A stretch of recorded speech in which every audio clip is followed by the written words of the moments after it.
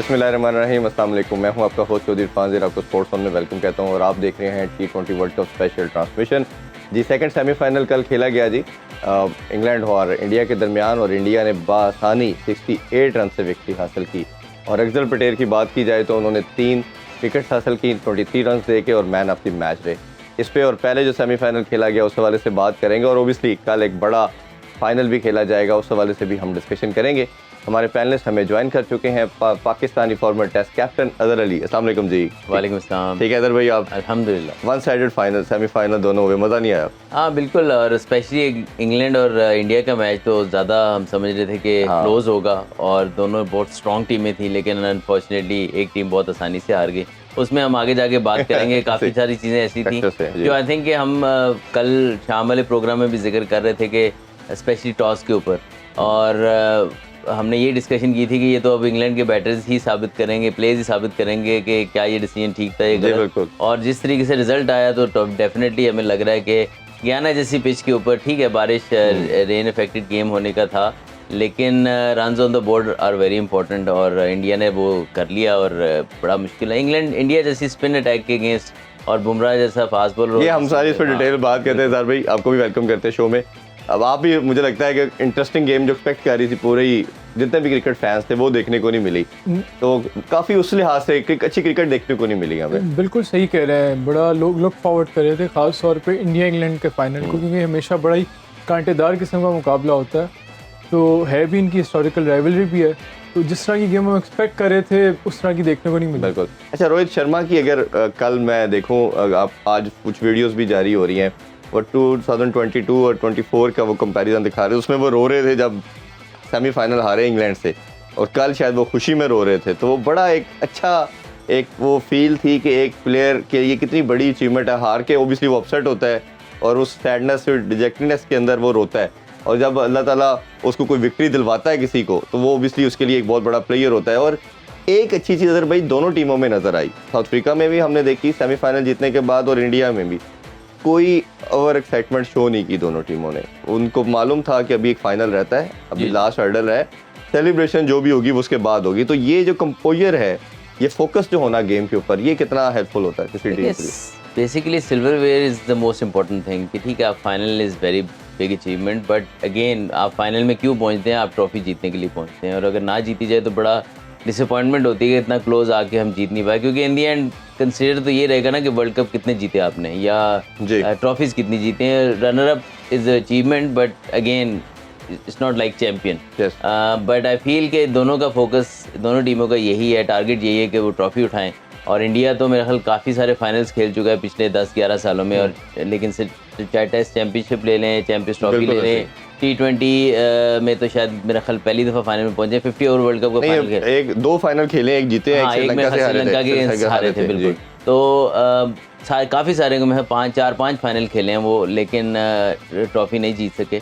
तो आई फील कि उनके लिए बहुत इंपॉर्टेंट होगा कल का दोबारा से फाइनल, एक और अपॉर्चुनिटी है। आई थिंक इस वजह से भी इमोशंस जो हैं वो रोहित शर्मा के बहुत ज़्यादा थे, कि बहुत ज़बरदस्त क्रिकेट खेली है उन्होंने पिछले 10-11 सालों में, बल्कि उससे पहले से खेलते आ रहे हैं। और एक ये रिफ्लेक्ट करता है उनका सिस्टम, उनका जो भी थॉट प्रोसेस है पीछे ये टीम को लेके, जिस तरह वो टीम बनाते हैं, अपनी बैकअप बनाते हैं अपनी टीम का। और अभी फिर उन्होंने एक टीम में शायद अनाउंस की है अगेंस्ट जिम्बाब्वे शायद, और उसमें पूरी नई टीम उन्होंने रखी हुई है। तो आई फील कि ये तरीका होता है आपकी टीम बनाने के लिए, आपको प्लेयर्स मिलते हैं फिर इस तरह नए। तो आई थिंक ये बहुत ज़बरदस्त परफॉर्मेंस है, लेकिन अगेन वो जब तक फाइनल नहीं जीतेंगे आई थिंक वो सुख का सांस नहीं लेंगे। बिल्कुल। और जितना बड़ा ये प्लेयर, और जिस तरह कल भी हमने बात की कि कैसा प्लेयर इवॉल्व हुआ, कि जो सेल्फलेस हो गया, उसने चाहे वर्ल्ड कप की इनिंग्स बात करें, नॉर्मल मैचेस के अंदर भी देखें, तो कोई भी इनिंग्स आपको ऐसे नहीं लगेगी कि शायद पर्सनल माइलस्टोन के लिए कहीं रोहित शर्मा जो सेल्फिश हो रहा है। ये एज ए कैप्टन लीडर कितना इंपॉर्टेंट है। और अगर हमने कल भी ये जिक्र किया था कि अगर इंग्लैंड ने जीतना है तो कहीं ना कहीं रोहित शर्मा को जल्दी आउट करना है, वो जब नहीं कर पाए तो डिफरेंस हमें नज़र आया ऑस्ट्रेलिया के मैच में भी और कल सेमीफाइनल में। तो as a captain, as a leader, उनका रोल और इम्पोर्टेंस कैसे देखते हैं टीम में? देखिए, रोहित शर्मा की जितनी भी तारीफ़ की जाए कम है। As a captain, as a leader, वो ही likes to lead from the front, और पर्सनल माइलस्टोन्स की बिल्कुल भी परवाह नहीं करते। जो टीम को इनिंग्स सही होती है उस तरह की इनिंग्स खेलते हैं, और कभी भी उनकी जब भी वो परफॉर्म करते हैं वो इंडिया हमेशा जीतता है, इम्पैक्टफुल इनिंग्स खेलते हैं। और इस हवाले से जो इस तरह की लीडरशिप होती है उसका जो एक ट्रिकल डाउन इफेक्ट होता है पूरी टीम पे आता है। जब वो इस तरह खुद खेलते हैं तो दूसरे प्लेयर से भी वो अकाउंटेबल हो पूछ सकते हैं कि भाई आप भी इसी तरह इसी टैक्टिक्स को, इसी स्ट्रैटेजी को अडॉप्ट करें, इसी अप्रोच को अडॉप्ट करें। तो डेफिनेटली ये गोल्डन जनरेशन है इंडियन खिलाड़ियों की। मैं समझता हूँ कि शायद तारीख की सबसे बेहतरीन इंडियन टीम है।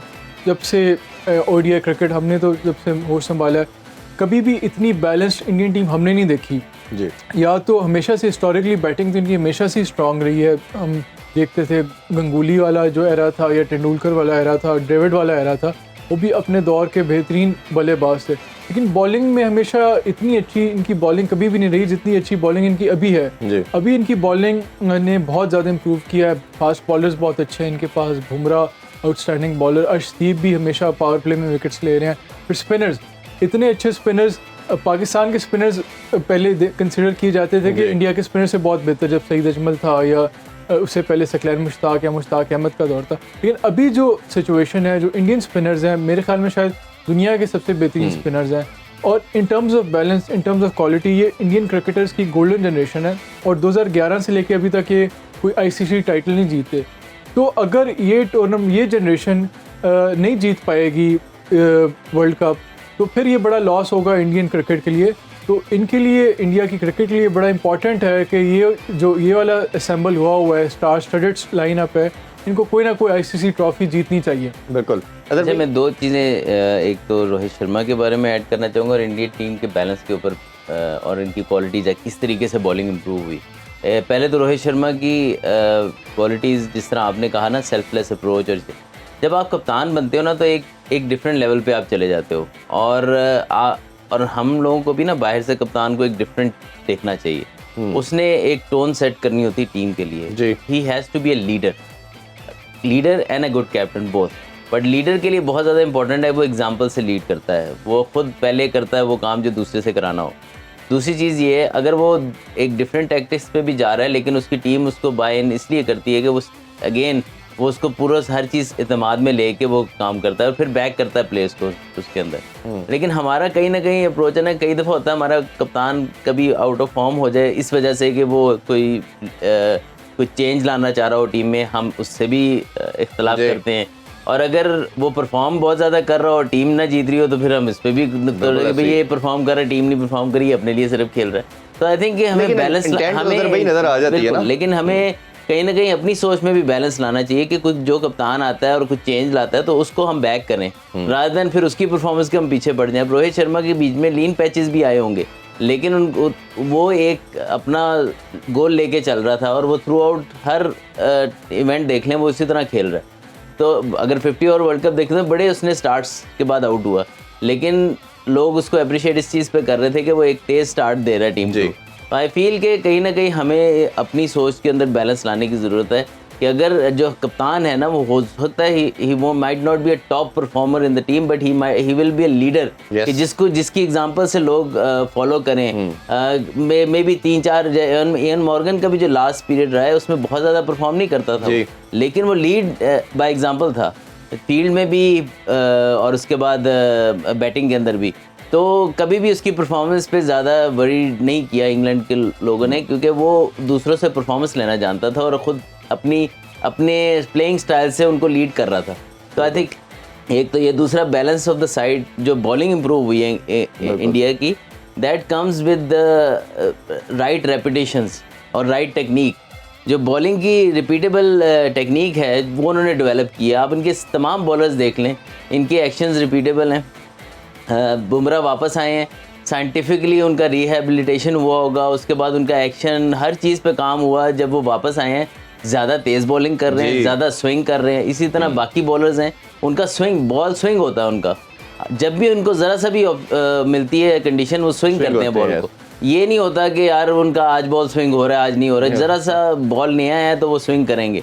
और दूसरी चीज़ ये है कि बेसिक्स पे काम किया उन्होंने। आप कुलदीप यादव को आज से 3-4 साल पहले देख लें, उसकी लाइन लेंथ इतनी अच्छी नहीं थी, अब बहुत अच्छी है। इसी तरह आप देख लें स्पिनर्स, उनका बॉल सही डायरेक्शन में घूमता है, बार उनका स्पिन होता है, बॉल टर्न होता है। तो आई थिंक ये वजह है जहाँ क्योंकि वो सक्सेसफुल है। स्पिनर का स्पिनर होना काफ़ी नहीं है, उसके पास वेरिएशन भी होनी चाहिए, उसके पास स्पिन भी होनी चाहिए, उसकी टेक्निक और एक्शन रिपीटेबल होना चाहिए। I think that is where उन्होंने इम्प्रूव किया। ऐसे नहीं ये आज ये नहीं हुआ कि बस ये आ गए हैं प्लेयर इनके पास, इनको उन्होंने डेवलप किया, इनको राइटली कोच किया और राइटली इनको प्लेटफॉर्म्स मुहैया किए हैं जहाँ पे ये अपने आप को अपने कैरियर में अपनी स्किल्स को बेहतर कर सकें। ये अजहर भाई हमने पहले भी बात की थी कि दुनिया क्रिकेट के प्लेयर अगर अक्षर पटेल को बात करें तो साल डेढ़ पहले कोई रेट नहीं करता था और ये हमेशा डिबेट होती थी कि शायद इसको टीम में खिलाते क्यों हैं, लेकिन उन्होंने परसिस्ट किया और उसने हर टाइम के साथ अपने आप को इम्प्रूव किया।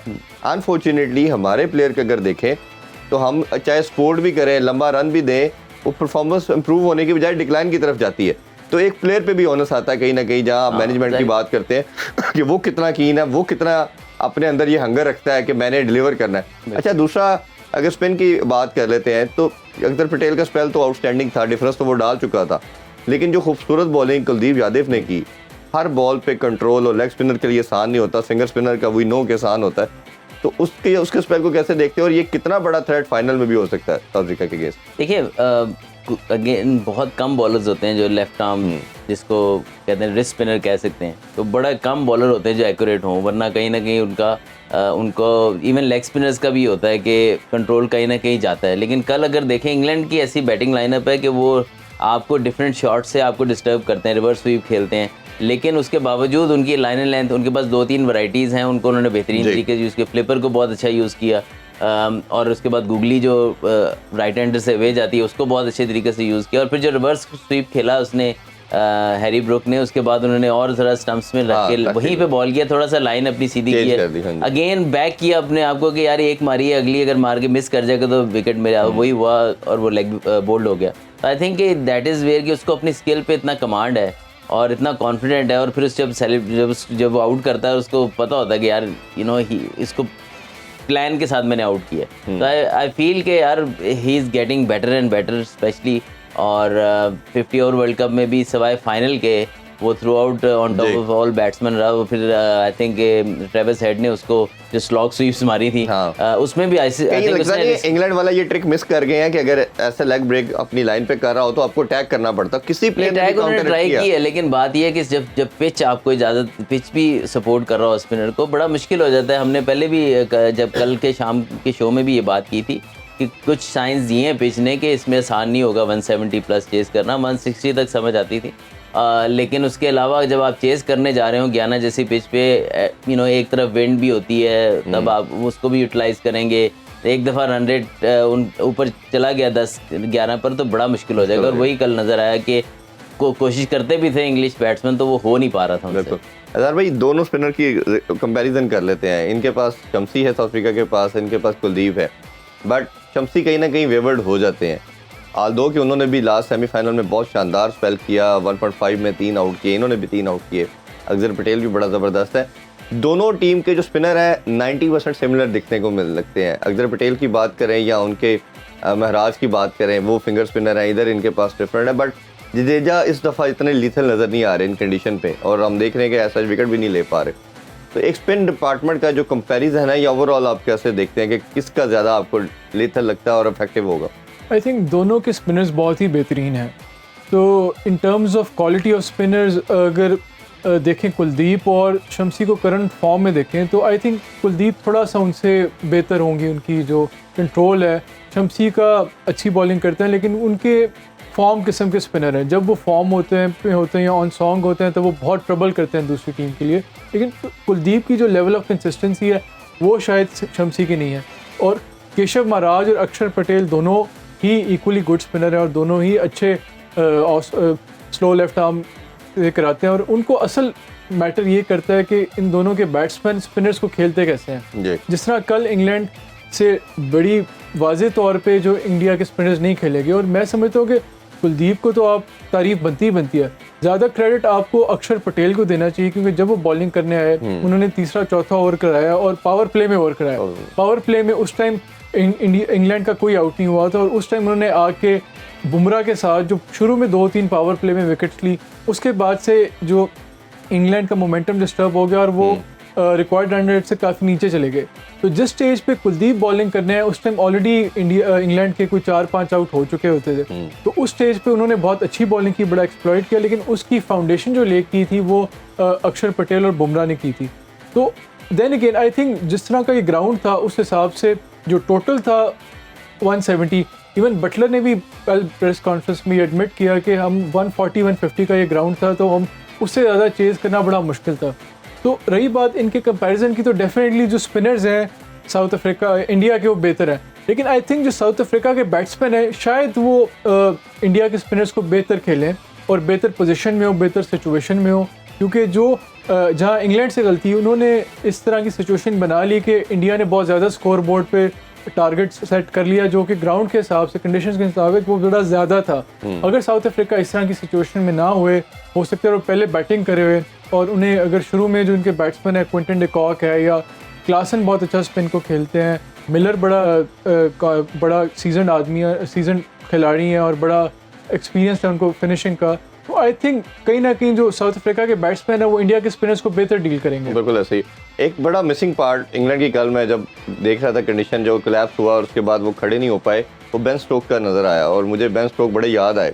दोनों वर्ल्ड कप जिताए उन्होंने, T20 भी और ODI भी। हमारे खिलाफ भी फाइनल में वही खड़े रहे और लोन सोल्जर के तौर पे उन्होंने, वॉरियर के तौर पे खड़े रह के मैच जिताया। तो ये जो फिनिशर का रोल था, जो एंकर का रोल था, वो हमें नज़र आता है कि एक प्लेयर ज़रूर आपकी टीम में होना चाहिए। सीधी कंडीशन में तो जिस तरह मार दाड़ इंग्लैंड करता है और सक्सेसफुल रहता है, जैसे टिकी पिच आई तो ये भी फंस गया और कोलैप्स हो गया। तो आपके ख्याल में अब ये टीमें सोचेंगी कि अगर हमें कंडीशन, ऐसी कंडीशन पे जा रहे हैं, ऐसी जगह पे वर्ल्ड कप है जहां हमें प्रॉब्लम आ सकता है, तो जो रूट की जब मैं वही नाम ले लिया था, दोनों को इन्होंने मिस कर दिया और इन्होंने समझा जी हमारे पास इतने हिटर आ गए हैं कि हमें ज़रूरत नहीं है, तो ये मिस इन्होंने सिलेक्शन की, रॉन्ग सिलेक्शन। रूट का कोई 50 ओवर वर्ल्ड कप भी अच्छा नहीं गया शायद, इस वजह से उन्होंने कहा कि अब उसको सिर्फ टेस्ट के लिए रखें या वनडे के लिए। बट आई फील कि इन कंडीशन में उसकी ऑफ स्पिन भी बड़ी काम आनी चाहिए, तो बिकॉज ही और बड़ा एक्सपीरियंस है, स्वीप्स वगैरह बहुत अच्छी खेलते हैं और आप स्पेशली नंबर 3 पे आप उनको रखते हैं तो बहुत कंट्रीब्यूट कर सकते हैं। और मोइन अली का तो कंपैरिजन ही नहीं उनके साथ, एज ए बैटर देखा जाए। मोइन अली का भी टूर्नामेंट जो है वो इतना अच्छा नहीं गया और कल उनसे बॉलिंग भी नहीं कराई, बड़ा सरप्राइजिंग था कि स्पिन कंडीशन के ऊपर। फिर अगेन वही बात आ जाती है, मुझे लगता है फाइनल में भी टॉस बड़ा इंपॉर्टेंट होगा। हाँ। और इसमें भी पहले बैटिंग करके एक टीम अगर एडवांटेज ले जाती है, रन्स कर जाती है, तो सेकंड टाइम चेस करना बहुत प्रेशर हो जाता है आपके ऊपर, क्योंकि आपको अच्छा स्टार्ट लेना ही लेना है, कम से कम 50-60 रन्स की जो पावर प्ले आपको जाना चाहिए, वरना वो 160 अराउंड 160-170 स्कोर चेज़ नहीं कर पाएंगे। तो यस, एक अच्छा एंकर ज़रूरी है टीम के अंदर, और जैसा जो रूट का जहाँ तक है उसकी ऑफ स्पिन भी इन विकेट्स पे बहुत ज़्यादा काम आने। और इधर भी अच्छा एंकर वही है जो ब्रेक ले टाइम पे। हाँ, हम एक ब्रेक लेते हैं जी, ब्रेक से वापस आके डिस्कशन कंटिन्यू करते हैं, हमारे साथ रहिए। Welcome back in sports on. हम बात करें T20 वर्ल्ड कप ट्रांसमिशन के मैचेस के हवाले से। फाइनल होगा अदर भाई, फाइनल से पहले थोड़ी सी पाकिस्तानी क्रिकेट के हवाले से बात ज़रूर करना चाहेंगे। कैंप लग चुका है, कुछ लड़के शाहीन के और पाकिस्तान टेस्ट के भी उसमें जा चुके हैं। फिटनेस के ऊपर भी बहुत बात हो रही है कि फिटनेस टेस्ट हो रहे हैं। एक और भी उसके साथ आपसे क्वेश्चन टैग कर देते हैं जी। उमर अकमल ने एक स्टेटमेंट दी है 2 दिन पहले, उन्होंने अहमद शहजाद और वो एक निजी चैनल पे बैठे बात कर रहे थे। उन्होंने कहा जी 2017 में चैम्पियन ट्रॉफी में भी हमारे टेस्ट होते थे, यो टेस्ट वगैरह, मैंने लाहौर में क्लियर किया और मैं जब UK गया तो मुझे उन्होंने बगैर बताए और बगैर कहे कुछ तरह की बात की, इवन वार्निंग एक दफ़ा दी और उसके बाद मुझे भेज दिया। मेरे से बड़ी ज़्यादती हुई। आप भी चैम्पियन ट्रॉफी टीम के पार्ट थे, क्या ये रूल थे और अभी क्या है और उस टाइम क्या हुआ था, अगर आप शेयर करना चाहें? नहीं, बेस्ट तो यही है कि ज़ाहिर बात है जो वहाँ उस टाइम ट्रेनर थे ग्रांट लूडन और हेड कोच थे मिकी आर्थर और मैनेजर तलत अली साहब थे। बेहतर तो ये कि ये वो रिप्लाई करें तो बेहतर है। आई थिंक जो डायरेक्टली इन्वॉल्व हों लोग वो बेहतर तरीके से बता सकते हैं। बट ये ज़रूर मैं बता सकता हूँ कि उस टाइम का स्टैंडर्ड जो था वो मीटअप करना लाजमी होता था, जो कि आई फील के बहुत ज़्यादा टफ नहीं था। अगर मैं देखूँ, आई थिंक 17.1 यो टेस्ट था, उसके अलावा 2-3 टेस्ट और थे वो लाजमी थे। उसके अलावा जो होते थे वो उस पर ज़्यादा मुझे याद पड़ता है 16 करते थे शायद ये, तो मुझे मतलब वो तो चले जो कौन कितना करता था वो तो मतलब बहुत फिट 21 तक भी जाते थे लड़के कई। लेकिन ये है कि ये एक योयो और एक और टेस्ट होता था, दो टेस्ट मेरे ख्याल लाजमी होते थे। उसके अलावा जो होते थे वो मतलब कि वो एक असेसमेंट के तौर पे यूज़ होते थे कि उसमें बेहतरी लानी ज़रूरी होती। लेकिन जहाँ तक मुझे याद है यो टेस्ट तो अगर आप फेल कर जाते थे तो फिर उसमें ये कंफर्म था कि आपको वो पार्ट नहीं रखते थे टीम का। तो दैट व्हाट आई रिमेंबर। और उसमें यही था कि जो भी इसको फेल करेगा वो पार्ट नहीं होगा। उन्होंने एक और बात भी कही कि हमारे अलावा कई लड़के थे पहले पास्ट में भी, अभी भी जो नहीं करते उनको रखा जाता है। कोई ऐसा नाम लेना चाहे अगर आप कहें तो शायद सुनने में आया था, इफ आई एम रॉन्ग तो मुझे आप करेक्ट कीजिएगा, यासिर शाह के हवाले से कहा जाता था। यासिर का भी एट टाइम्स नहीं होता था तो लिखा जाता था उसको नहीं, टीम के साथ ट्रैवल तभी कराया जाता था जब वो पहले पास कर लेता था। ठीक है।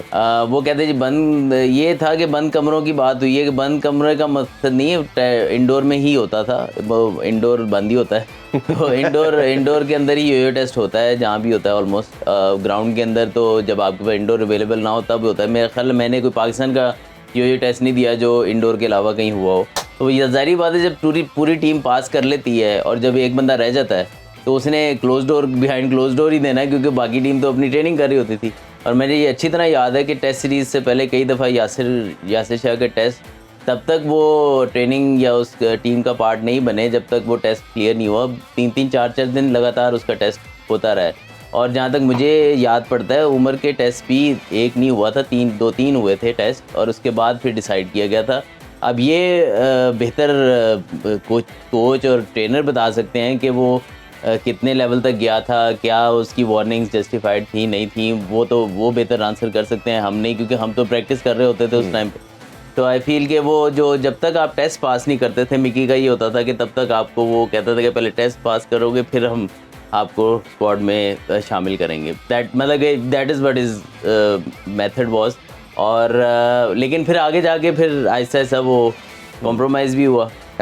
एक और टूर था आई थिंक ऑस्ट्रेलिया का भी, जिसमें ऐसे होने लगा था कि वापसी की टिकट होने लगी थी, बड़ी क्लोजली बची थी। अच्छा। हाँ, तो ऑब्वियसली ये जो फंडामेंटल है गेम के कि फिट होना, जैसे अभी लेकिन मैं ये समझता हूँ कि इसको एक कंसिस्टेंट होना चाहिए और एक ये ना हो कि एक दफ़ा होता है फिटनेस के हम फिटनेस फ्री की बन जाते हैं एक टाइम पे, और यकदम पे जब हम छोड़ते हैं तो बिल्कुल ही खुला छोड़ देते हैं। So that is where I feel कि यार एक राइट बैलेंस होना चाहिए इसके अंदर, कि ये भी ना हो कि इतना आप टफ कर दो कि अच्छी स्किल वाला प्लेयर बाहर हो जाए, लेकिन इतना भी नहीं होना चाहिए कि बिल्कुल ही आप किसी को भी टीम में डाल सकते। ये अजहर भाई, जिस तरह अजहर भाई ने बताया, कुछ प्लेयर भी हमारे ज़ाया हुए, कुछ उनके भी मसाइल थे। अहमद शहजाद और उमर अकमल 2 टॉप नॉच के प्लेयर थे जो पाकिस्तान को कि आपको कोशिश ये करनी चाहिए कि आप इतने अच्छे हो जाएं कि आपको ये बॉर्डर लाइन पे रहना पड़े। बिल्कुल ऐसे, ये उनकी ही मैं कह रहा हूँ ना, उनके पास भी एक ऑनर्स उनके ऊपर भी था एज ए प्रोफेशनल। और अभी अब माजम हम के लिए भी यही बात करते हैं, आप अच्छा प्लेयर हैं, स्किल है, लेकिन आपने पहले बेसिक फंडामेंटल तो पूरे करने हैं। तो ये कितना इंपॉर्टेंट है एज ए एथलीट आपके लिए, ये बेसिक तमाम रिक्वायरमेंट को मीट करना? आई थिंक हर प्रोफेशन की रिक्वायरमेंट होती है, चाहे आप डॉक्टर हो, लॉयर हो, इंजीनियर हो, मैनेजर हो। तो अगर उस प्रोफेशन की आप बेसिक रिक्वायरमेंट ही नहीं पूरी करें तो that does raise a lot of question mark. तो एक तो ये चीज़ है कि जो भी पॉलिसी होनी चाहिए, स्टैंडर्ड्स होने चाहिए, that has to be across the board, सबके लिए एक जैसे होना चाहिए, किसी को और उस पर आप बिल्कुल भी कॉम्प्रोमाइज़ ना करें, एक स्टैंडर्ड्स पे कर लें और उसको अगर कोई बंदा फुलफिल करता है तो उसको कंसिडर किया जाए, अगर नहीं करता तो चाहे जो मर्जी हो, चाहे बेहतरीन से बेहतरीन प्लेयर हो, उसको उस बेसिस पे उसको उसमें नहीं एग्जेम्पशन नहीं मिलनी चाहिए उसको। अदरवाइज़ अगर उमर अकमल की बात करें तो आई थिंक ये भी एक ही टाइम पर इंटरनेशनल अरेना में आए थे और विराट कोहली भी एक ही टाइम पे इकट्ठे उन्होंने तकरीबन एक ही एरा में डेब्यू की थी। तो और दोनों का टैलेंट भी एक जैसे ही था। स्टार्ट में जिस तरह की उमर अकमल ने कुछ इनिंग्स खेली, जिस तरह का उनका पोटेंशियल था, टैलेंट था, हर तरह की शॉट खेलते थे और मुश्किल बॉलर्स को बड़ी बेहतरीन अटैकिंग क्रिकेट उनके खिलाफ खेलते और मुश्किल पिचेस पे, ऑस्ट्रेलिया जैसे जहाँ पे बाकी खिलाड़ी बड़ा स्ट्रगल करते हैं, वहाँ पे इनकी बड़ी बेहतरीन शानदार इनिंग्स है।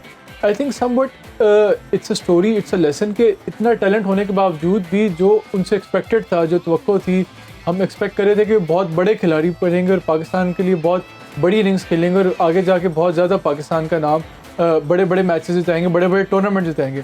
तो आई थिंक फोकस और कंपोजर जहाँ उन्हें इनसे रिक्वायर्ड था, being an international star, being an professional international cricket, जो उनको मौका मिला था, जितना उनके पास टैलेंट था वो अचीव नहीं कर सके। तो फिटनेस, ना सिर्फ फिटनेस, बाकी भी ऐसे इंस्टेंस में जहाँ नज़र आया कि उनका गेम के ऊपर अपनी जितना फोकस होना चाहिए, जितना पैशनेट होना चाहिए, जितने हंगर, डिज़ायर, सेल्फ इम्प्रूवमेंट का जुनून होना चाहिए, वो उनमें नज़र नहीं आया। That's a sad story. देखिए मैं पहले भी शायद इसी प्रोग्राम में, ये शाम वाले रात वाले प्रोग्राम में कह चुका हूँ, ये अहमद शहजाद और उमर अकमल एटलीस्ट मैं अपने आप से समझता हूँ कि मेरे से वो बहुत ज़बरदस्त प्लेयर्स थे। और ये मैं इसलिए नहीं कह रहा कि for the sake of saying it, क्योंकि उनकी अगर स्किल देखें, उनके अंदर टैलेंट देखें तो वो बहुत ज़्यादा था और टॉप क्लास फील्डर्स थे दोनों।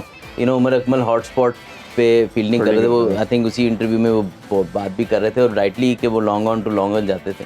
एक होते हैं मैं इस चीज़ को ज़रूर वैल्यू देनी चाहिए कि if someone is match fit, और मैच में वो कहीं पे भी नज़र नहीं आ रहा, लेकिन कहीं ना कहीं प्लेयर को भी देखना चाहिए अगर उसकी फिटनेस नीचे जा रही है तो उसको वो किसी को उसको ट्रेन करने की जरूरत नहीं, उसको खुद पता होता है। उनके घर में तो कामरान अकमल एक प्राइम एग्जांपल है कि अभी तक वो जिस तरह फिटनेस जिस तरह वो ट्रेनिंग करते हैं, आई थिंक कामी भाई इज़ मैं उनके साथ वो मेरे अंडर कप्तानी के he is such a wonderful team man कामी भाई, कि कभी भी उन्होंने अगर उनके नंबर, मैंने कहा कि आप मुझे आज ऊपर जाना है, हमने चेज़ करना है या डिक्लेयर करनी है, वो ऊपर चले जाते थे, नीचे जाना है वो नीचे चले जाते थे। He was always first. Adnan Akmal भी वो भी बहुत फिट है, he is always first in the bus. कामी भाई प्रैक्टिस के लिए कोई प्रैक्टिस सेशन उन्होंने छोड़ना नहीं है, टीम के साथ रहना है।